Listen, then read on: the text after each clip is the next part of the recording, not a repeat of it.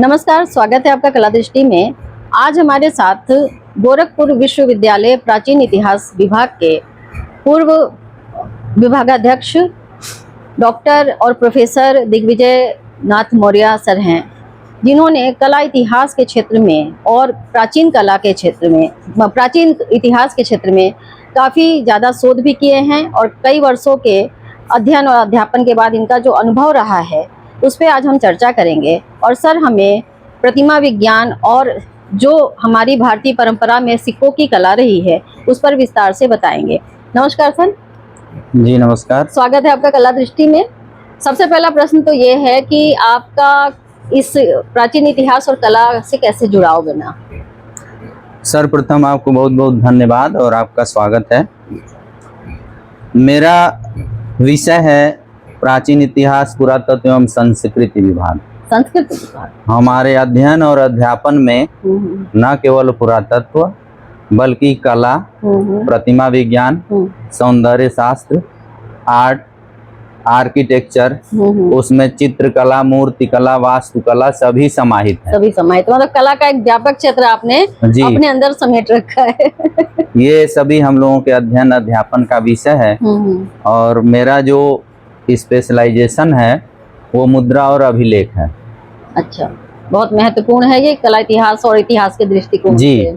मुद्राओं का महत्व 19वीं शताब्दी में शुरू हुआ। पहले केवल हम उसको एक धरोहर की वस्तु के रूप में देख रहे थे। अच्छा। अंग्रेज विद्वानों ने इसको इतिहास के स्रोत के रूप में देखा।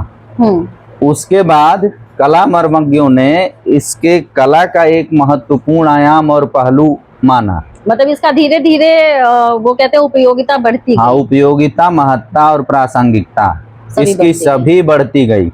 और कला का एक व्यापक क्षेत्र मुद्राएं अपने में समाहित किए हुए हैं। हाँ। मुद्राओं में न आप कला का इतिहास केवल नहीं ढूंढ सकती है, मुद्राओं पर कला कैसे विकसित हुई, कला से हम संस्कृति का, वेशभूषा का, धर्म का, देवी देवताओं का एक पहलू हम कर सकते हैं अध्ययन के क्षेत्र में। मतलब बहुत व्यापक अध्ययन भी अभी बाकी है इसमें। अभी बाकी है। अभी मुद्राओं का इसमें इतिहास में पहले उपयोगिता शुरू हुई और आप जैसे लोग इसको आर्ट में ले आ रहे हैं तो इसकी व्यापकता, हमारे विषय की व्यापकता और बढ़ रही है इससे। और आपने बताया कि प्रतिमा शास्त्र की दृष्टि से मुद्राओं पर जो कलात्मक अंकन हुए हैं वो भी बहुत महत्वपूर्ण है। अच्छा। हम लिटरेचर को मुद्राओं के कला से वेरीफाई करते हैं। कैसे?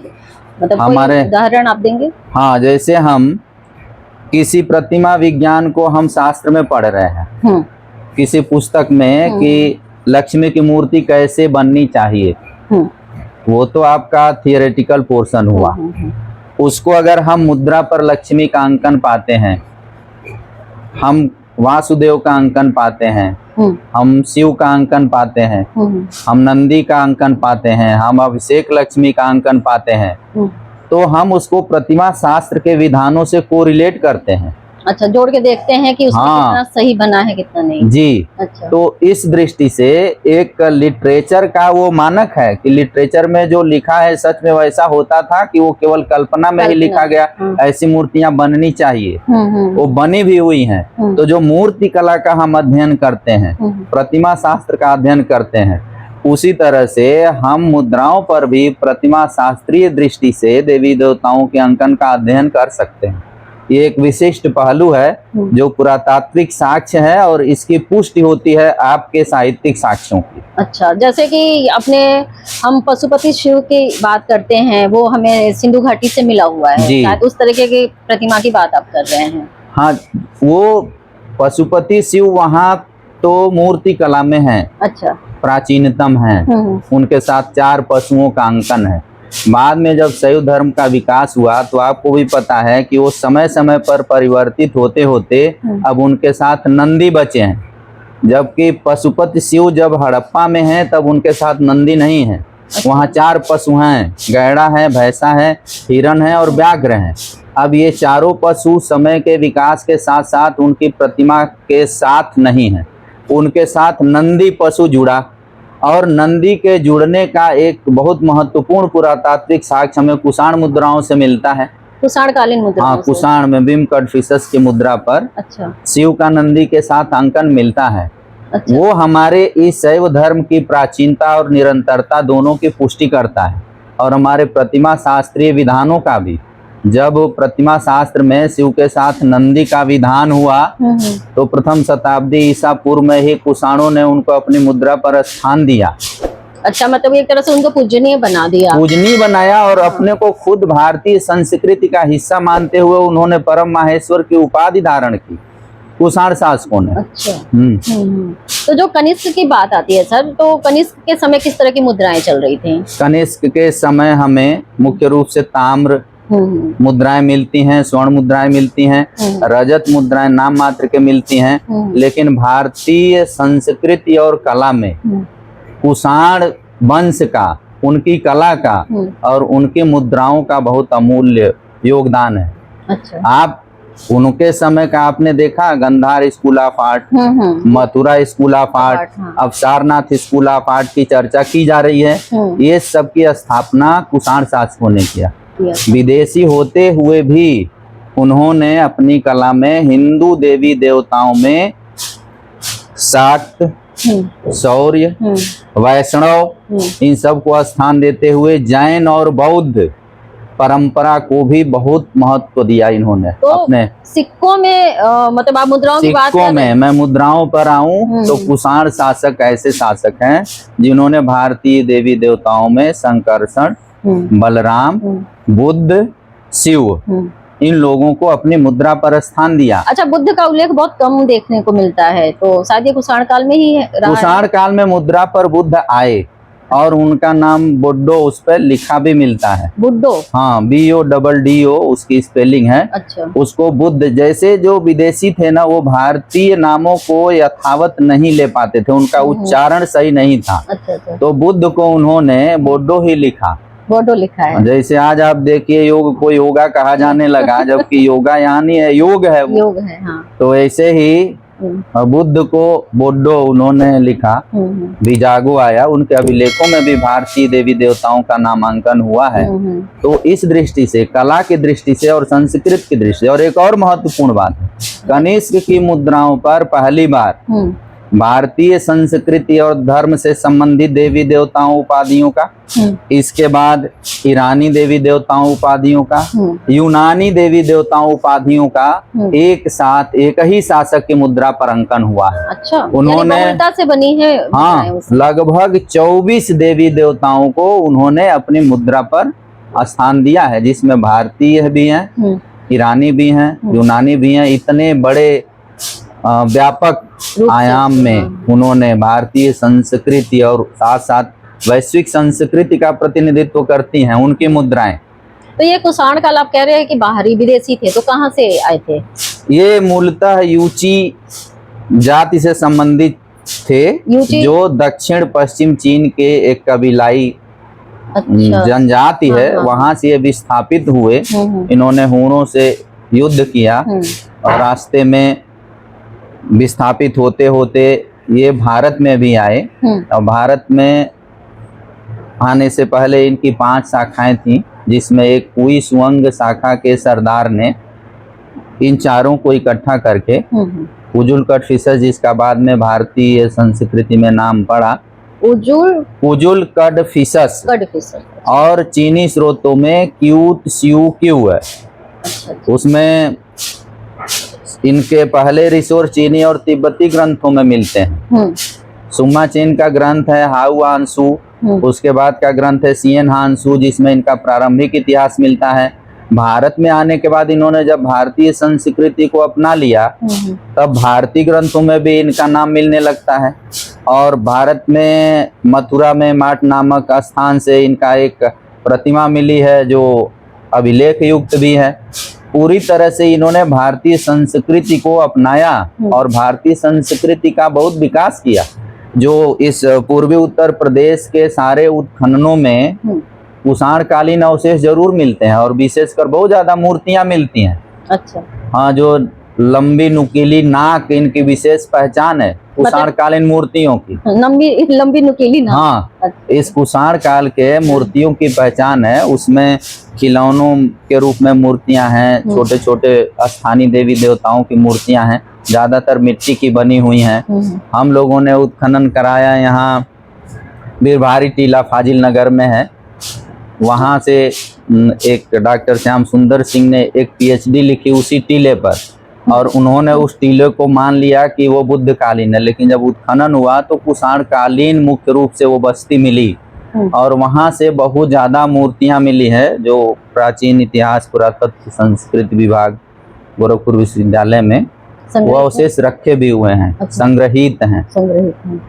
अच्छा सर, एक चीज और पूछना था, जैसे जब हम प्रतिमा विज्ञान और मुद्राओं की बात करते हैं तो प्रतीक भी आते हैं, तो मुद्राओं में प्रतीकों का किस तरीके से प्रयोग किया गया? जो भारतीय मांगलिक प्रतीक हैं या जो सामाजिक व्यवस्था में उपयोगी रहे हैं, तो ऐसा हुआ है क्या? हाँ, बिल्कुल हुआ है।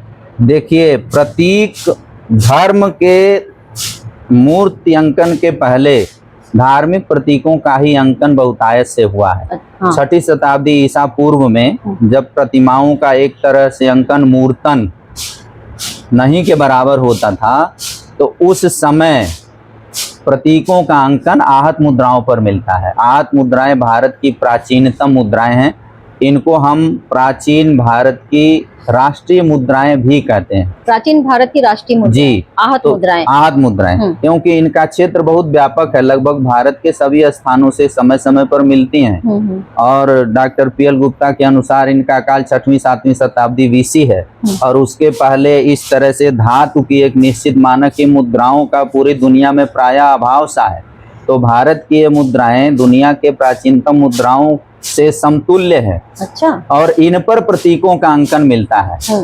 इनमें स्वस्तिक प्रतीक बहुत महत्वपूर्ण है, चक्र प्रतीक मिलता है, चंद्रमा का प्रतीक मिलता है, मेरु का प्रतीक मिलता है, नंदी जिसको बाद में शिव जी के साथ जोड़ा गया वो भी उस पे आते हैं। बाद में जोड़ा गया? हाँ, पहले तो अभी चर्चा हुई ना कि पहले उनके साथ 4 पशु हैं और नंदी बाद में आए हैं। तो ये नंदी भी अगर आप कहें वृषभ वैसे कहा जाता है मुद्राओं पर, लेकिन जब उसका धार्मिक पक्ष आप देखेंगे तो नंदी का अंकन कर सकते हैं। चक्र को बौद्ध धर्म से जोड़ सकते हैं आप, इसी तरह से हस्ती को इंद्र से जोड़ सकते हैं आप। इस पर मेरा एक आर्टिकल भी है।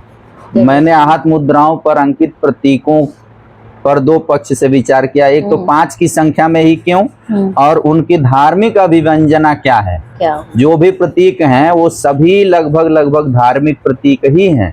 उसमें बौद्ध धर्म के प्रतीक भी हैं और ब्राह्मण धर्म के प्रतीक भी हैं, और कुछ ऐसे प्रतीक हैं जो स्थानीय प्रतीक के रूप में रहे होंगे उसमें। लेकिन अब तो हमारे धर्म की व्यापकता इतनी विशाल है, सार्वदेशिक और सार्वकालिक है कि कोई इस धर्म से बाहर जा ही नहीं सकता है।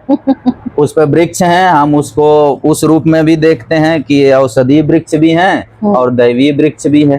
तो ये प्रतीकों का अंकन तो हमारे 6ठी शताब्दी BC की आहत मुद्राओं पर बहुतायत से मिलता है। अच्छा, वृक्षों में वट वृक्ष है या और भी कोई? देखिए, वृक्षों को हम ऐसे नहीं कर सकते, लेकिन वृक्षों की महत्ता हमारे यहाँ 2 ही तरह से हमेशा देखी गई है। एक औषधीय वृक्ष जिनको हम देवी दर्जा देते हैं, जैसे तुलसी मूलतः औषधीय वृक्ष है। पीपल पर्यावरण और संस्कृत के दृष्टि से बहुत महत्वपूर्ण है। तो और बबूल जिसमें औषधीय गुण है। तो हम ये मानते हैं, कुछ लोग उसको शमी का वृक्ष, कुछ लोग उसको बबूल का वृक्ष, कुछ तुलसी का पौधा, कुछ लोग पीपल का वृक्ष। जो वृक्ष है हम अपनी संस्कृति में महत्ता के हिसाब से उस पर अंकन स्वीकार करते हैं कि आखिर वही प्रतीक न लोग अंकित करेंगे जिनका कहीं न कहीं हमारे जीवन में, हमारी संस्कृति में उपयोगिता होगी और महत्ता होगी। तो ऐसे उपयोगी वृक्ष, हड़प्पा में भी यही कहा गया, जो वृक्ष हैं ऐसे स्पष्ट अंकन नहीं है कि पत्तियां उनकी क्लियर हो कि हम जान पाए, लेकिन इतना स्पष्ट जरूर है कि वो वृक्ष हैं। वेदिका में है, कभी वेदिका में वृक्ष हैं, कभी वेदिका में टहनी है, कभी वेदिका में कली है। तो इनका केवल आर्टिस्टिक अंकन नहीं है, उनकी एक धार्मिक और सांस्कृतिक परंपरा भी है जिसके वजह से मुद्राओं पर ये सारे वृक्ष स्थान पाते हैं। मतलब अगर इसका उपयोग हमारे दिनचर्या में ना हो तो महत्व तो ऐसे कम हो जाता है। कम हो जाएगा। अच्छा, वृक्ष ऐसे हैं जिनकी महत्ता पुरातात्विक और साहित्यिक दोनों दृष्टि से भारत की संस्कृति के उत्थान के समय से, उद्भव के समय से देखने को मिलता है, क्योंकि मनुष्य पर्यावरण के बिना तो रह नहीं सकता है। और पर्यावरण में पानी, नदी, जमीन और वृक्ष न हो तो हम कैसे जीवित रहेंगे। तो वृक्ष की महत्ता तो आज तक है, बढ़ती जा रही है। हमारे पुराणों में कहा गया एक वृक्ष 10 पुत्र समान, तो वहां भी वृक्ष की महत्ता है। पर्यावरण का संकट आज है, लेकिन सम्राट अशोक ने अपने अभिलेखों में बार बार उल्लेख किया है कि उन्होंने उद्यान लगवाए, आम्र की वाटिकाएं लगवाई, आधे आधे कोस पर कुएं खुदवाए। तो वृक्षों के लगाने, वृक्षों के संरक्षण का भाव भारतीय संस्कृति में आदिकाल से रहा है। और दूसरे वृक्षों को कोई काटे नहीं, महत्वपूर्ण वृक्षों को जो हमारे पर्यावरण के लिए, हमारे जीवन के लिए बहुत महत्वपूर्ण है, तो उनको धर्म से भी जोड़ा गया, देवतुल्य बना दिया गया। और वो तो देवता जैसे ही महत्वपूर्ण है वृक्ष, जो प्रत्यक्ष देवता है, हमें ऑक्सीजन दे रहे हैं।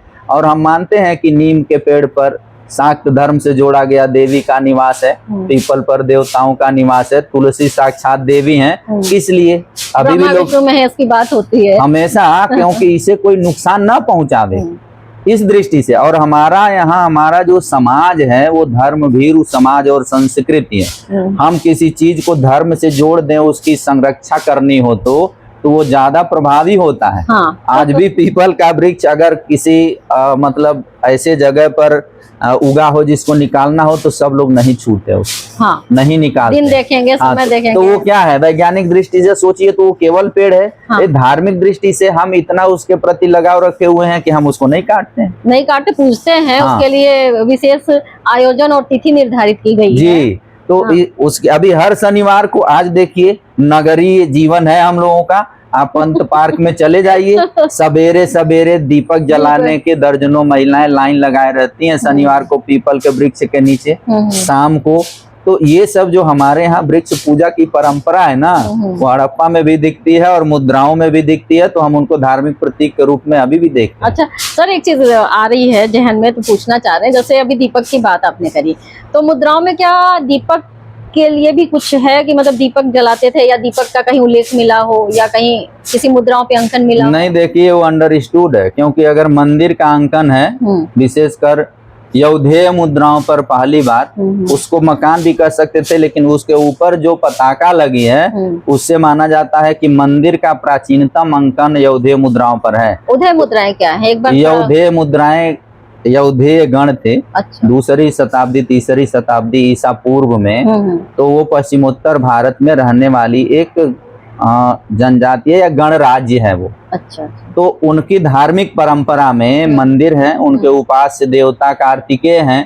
तो फिर अंडरस्टूड है कि मंदिर भी कार्तिकेय का रहा होगा, और मंदिर की पहचान इस रूप में कि उस पर पताका है। तो दीपक का अंकन तो नहीं है, लेकिन मंदिर है तो उसमें दीपक रहा होगा, ऐसा तो इतिहासकार लिखते हैं और मानते हैं कि दीपक, लोग कहते पहले घर में जले नहीं जले, मंदिर में जरूर जलाना चाहिए। तो जब से दीपक जलाने का कॉन्सेप्ट है तब से मंदिरों के साथ दीपक भी आया। अच्छा, मतलब दीपक पूजा का विशेष एक अस्त्र जैसा प्रयोग वो हमारी संस्कृति का हिस्सा है, वो प्रकाश है ना। तो हम असतो मां ज्योतिर्गमय, हमारे इस सूक्त वाक्य से हमें सत्य से असत्य से, असतो मां सदगमय तमसो मां ज्योतिर्गमय।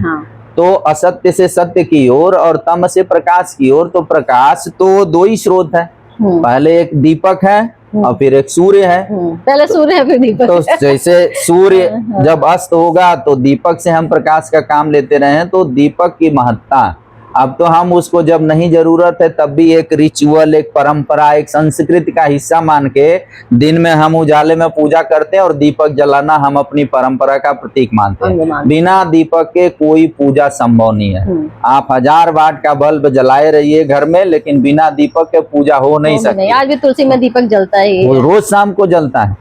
तो ये जो हमारे यहाँ दीपक की परंपरा है वो भी धर्म से जुड़ी हुई है। अब आप सोचिए कि जब मनुष्य अंधेरे में जी रहा होगा, जब आदिवासी जीवन जी रहा होगा, जब जला के प्रकाश किया होगा, जब तक आग जल रही है, प्रकाश है वो उसके पास है।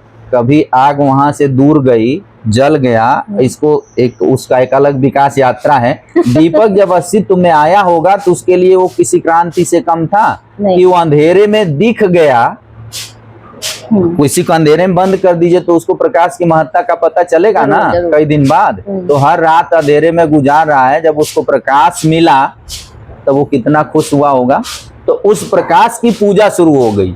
जो दीपक का इजाद आदि मानव ने किया होगा एक ट्रेडिशन में, बाद में उसकी महत्ता के कारण उसकी पूजा शुरू हो गई। लेकिन मतलब सिखों में इस तरीके का अंकन नहीं है, लेकिन ये अंडरस्टूड है कि दीपक है। हाँ, हमारे धार्मिक मान्यता के हिसाब से दीपक वहाँ पे है। अच्छा, एक प्रश्न ये था, जैसे आहत मुद्राओं की हम बात करते हैं तो एक बार थोड़ा सा, जैसे कुछ कला विद्यार्थी होते हैं जिनको नहीं पता आहत मुद्राएं क्या है, अगर वो इतिहास विद्यार्थी है तब तो वो जानेगा, तो आप थोड़ा सा इसको एक बार डिफाइन करिए कि आहत मुद्राएं क्या है और किस प्रकार से निर्मित की जाती है। देखिए, आहत मुद्राएं पहले तो भारत की प्राचीनतम मुद्राएं हैं।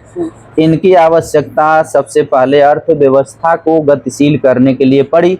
तो 6ठी शताब्दी BC में ऐसे कोई बहुत बड़े राष्ट्र या राज्य के रूप में नहीं था, तो जो अर्थव्यवस्था थी वो व्यापारियों के द्वारा संचालित होती थी। राजा का नियंत्रण थोड़ा बाद में स्थापित हुआ उस पर। तो उनको लेन देन में जैसे अदला बदली से परेशानी होती थी। तो 6ठी शताब्दी या बुद्ध काल में आते आते बहुत ज्यादा धार्मिक, सांस्कृतिक, सामाजिक परिवर्तन देखने को मिलता है। उन परिवर्तनों का परिणाम आर्थिक परिवर्तन भी हुआ। तमाम आर्थिक बाध्यताएं समाप्त हुई बौद्ध काल में, जैसे समुद्री यात्रा का निषेध वो समाप्त हुआ, नगर के जीवन का जो उसको निषेध किया गया वो समाप्त हुआ।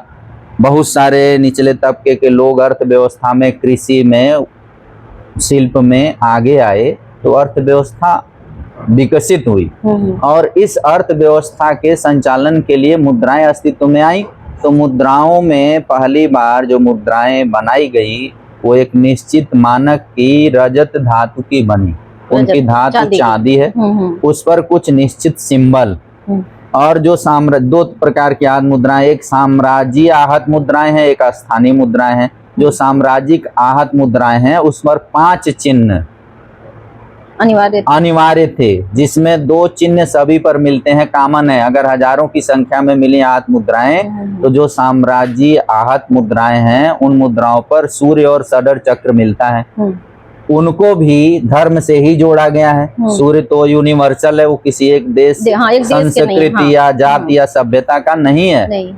तो सूर्य का अंकन पहले मिलता है जो एक सार्वभौमिक है। तो फिर अपनी संस्कृति के व्यापकता को उस समय आप देख सकती हैं कि क्या दृष्टि रही होगी जब मुद्रा जैसी चीज आई अस्तित्व में। और एक बात और आप ध्यान दीजिए, इतिहास में अगर किसी चीज की निरंतरता कभी भंग नहीं हुई और बढ़ती गई एक बार उद्भव के बाद, तो वो मुद्रा उनमें से एक है।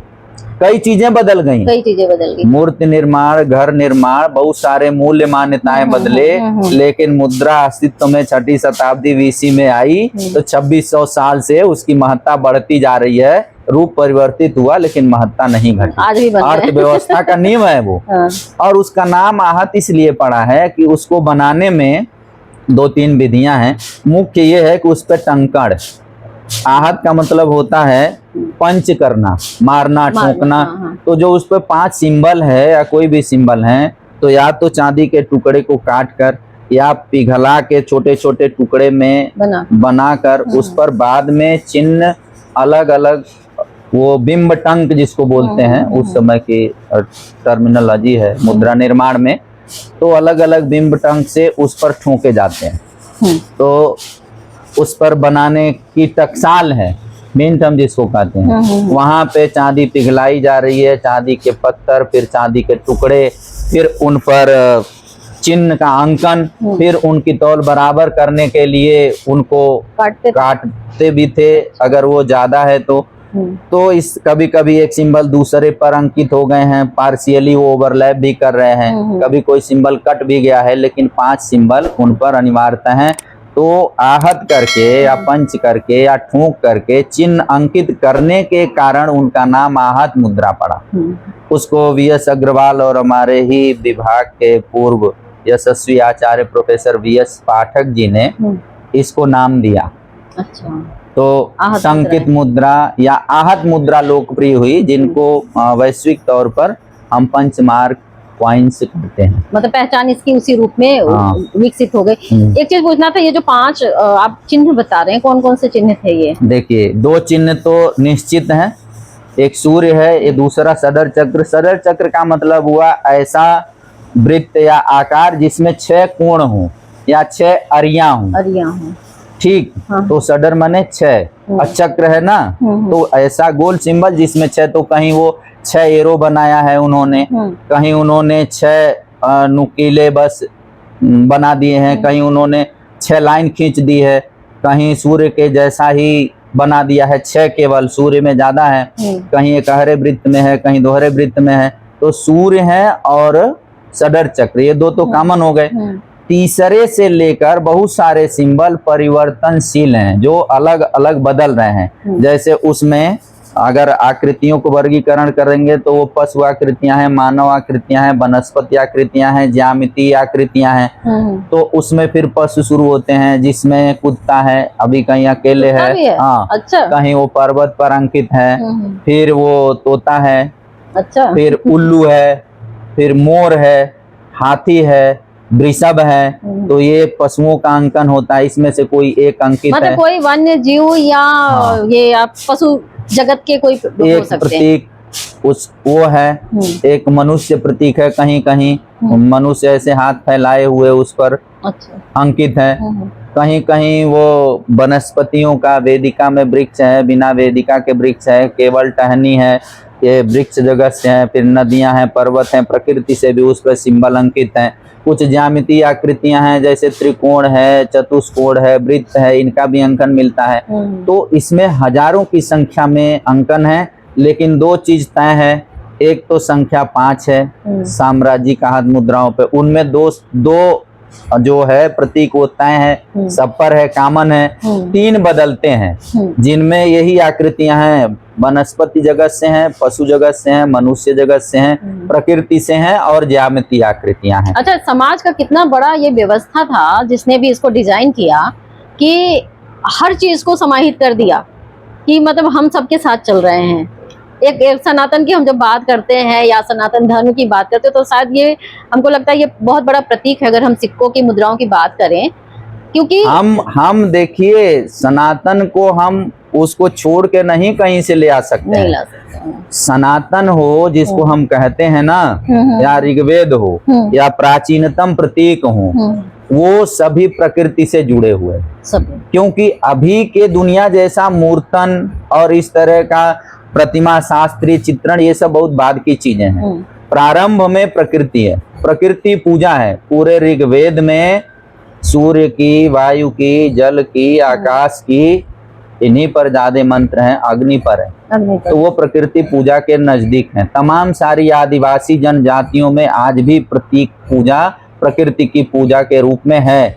तो हम जो वास्तव में पूजनीय है वो तो प्रकृति ही है, और उसकी पूजा जो हमारे सभ्यता के प्रारंभ से आ रही है, वो मुद्राओं पे स्थान पा गई। उसकी महत्ता को दर्शाता है कि हम प्रकृति के कितने नजदीक हैं। अच्छा देखिए, जो हम देखते हैं जिससे हमारा जीवन चलता है, हम हवा के बिना कितना जी सकते हैं? 5 मिनट। पानी के बिना कितना जी सकते हैं? 5 दिन। भोजन के बिना कितना जी सकते? 5 महीना मैक्सिमम।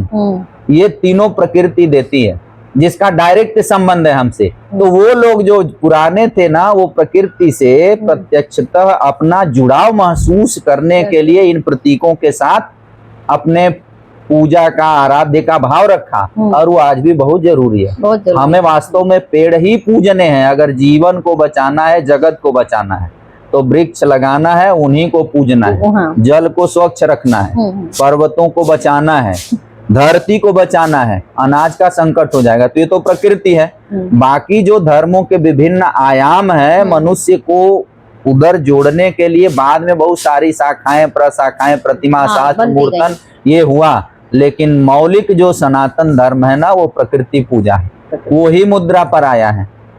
और बाद में जैसे जैसे समाज बदला, संस्कृति बदली, धर्म के तमाम आयाम आए, वो मुद्रा पर भी आए। बाद में मुद्रा पर लक्ष्मी आ गई, अभिषेक लक्ष्मी आ गई, दुर्गा जी आ गई, उनके प्रतीक आ गए, फिर उसमें देवता भी आ गए, बलराम आ गए, कृष्ण आ गए, तो ये लोग आए। लेकिन उसके पहले आप जब देखिएगा तो ये समाज का ही चित्रण है। जब प्रकृति के करीब थे लोग, प्रकृति की पूजा करते थे, तो उन्होंने अपने कला प्रतीकों में प्रकृति को महत्व दिया है।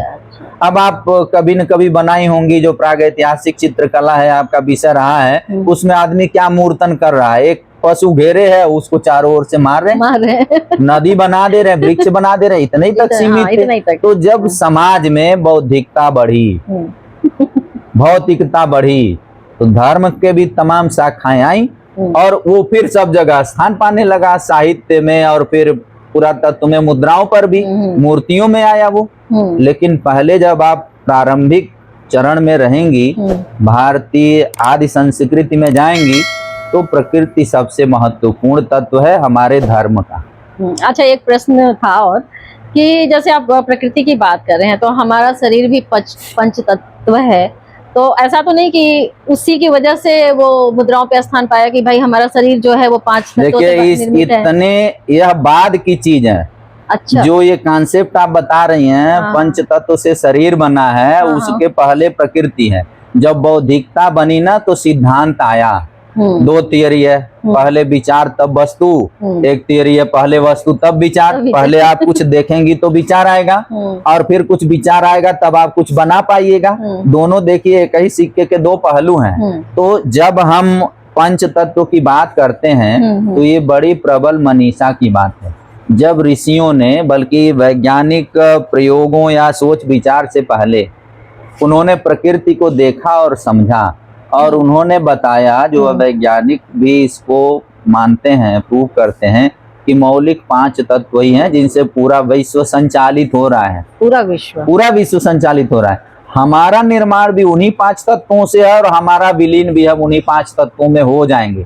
और ये प्रकृति की नजदीकी हो सकता है, वो आदि मानव ये न जानता रहा हो कि हम इन 5 से बने हैं, लेकिन उसको ये तो आभास है कि हम इन्हीं 5 से जिंदा हैं। सही। तो जो सिद्धांत में आया वो बाद में आया, व्यवहार में तो पहले है। वो देख रहा है, छिति पर खड़ा है, जल पी रहा है, हवा से सांस लेके जीवित है, तो वो तो उसके साथ उसका सरोकार है, उसी पर जिंदा है, तो वो उसको मान रहा है। वो थियरी तो बाद में आई, ये थोड़े वैज्ञानिक सोच विचार की बात है। लेकिन जब मनुष्य का आद्य इतिहास प्रारंभ होता है, तो वो प्रकृति के साथ ही उसका जीवन शुरू होता है, प्रकृति के साथ ही जीवन चलता है और प्रकृति में विलीन होता है। सिद्धांत तो बाद में आए। मतलब ये तो प्रत्यक्ष रूप से ये हो ही रहा है, हो रहा था, वो उसके जहन में था। उसके बिना हम आप कोई कहीं कुछ नहीं है। प्रकृति से आप जितना ही दूर जाएंगे, उतना ही दुख पाएंगे, शारीरिक दुख भी पाएंगे और मानसिक दुख भी पाएंगे। प्रकृति के जितना करीब रहेंगे, उतना ही आपका जीवन सुखी, आनंद रहेगा, स्वास्थ्य भी अच्छा रहेगा। वो उसमें समाहित है। अच्छा, शायद यही कारण है क्या कि जो हमारे जैन धर्म की जब हम बात करते हैं, तो जो 24 तीर्थंकर है, तो उनके जो लक्षण बताए गए हैं वो प्रकृति से ही लिए गए हैं, तो यही कारण है क्या? तो वो विकास है उनका। अब देखिए, उनके हड़प्पा काल से वो शुरू होता है। हड़प्पा काल से? हाँ, कुछ लोग मानते हैं ना, जैन धर्मावलंबी, कि वो पार्श्वनाथ,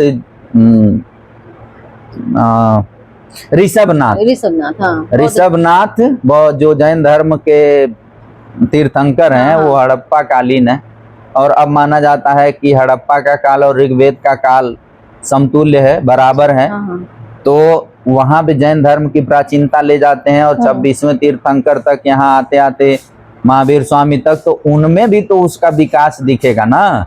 जो इतने लंबे 5000 वर्षों का जो इतिहास है, आप मान लीजिए जैन धर्म वहां आके स्थिर हो जाता है 6ठी शताब्दी BC में, तो अगर 4वीं 5वीं सहस्राब्दी ईसा पूर्व से 6ठी शताब्दी BC में जो ये 3,500-4 हजार साल बीते हैं, तो उनमें तो प्रकृति के करीब ही रहा।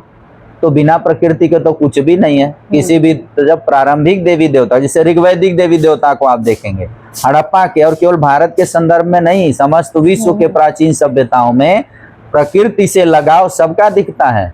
और उसी प्राकृतिक लगाव को ही लोग आगे लेके बढ़ते गए और अपने जीवन से, अपनी संस्कृति से जोड़ते गए। तो कोई भी धर्म इससे अछूता नहीं है। केवल वो जैन धर्म की बात नहीं है, प्रकृति से कैसे अलग होके कोई धर्म रह सकता है, आप उसमें क्या तब अच्छा बताएंगे। हर धर्म में मूल बात क्या कही गई है, आपके आंतरिक शुद्धता, प्रकृति से लगाव, और क्या है। और सही है।